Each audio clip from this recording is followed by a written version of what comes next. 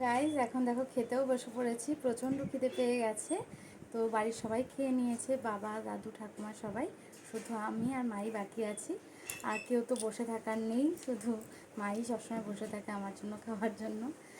আর আমিও একা খেতে পারি না, সেই জন্য আর কি দুজনে মিলে সবসময় খাই।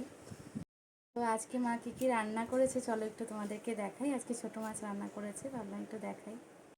তো এই যে মা খাচ্ছে, তাকাও মা একটু।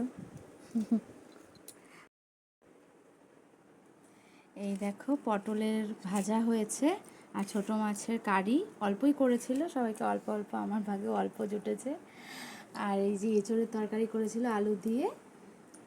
কারা কারা এঁচোড়ের তরকারি খেতে ভালোবাসো বলবে, চিংড়ি মাছ ছাড়া, তাতেই খুব ভালো হয়। আর এই যে ছোটো মাছের চচ্চড়ি করেছে সবজি দিয়ে, যেটা আমার খুব প্রিয় একটা খাবার।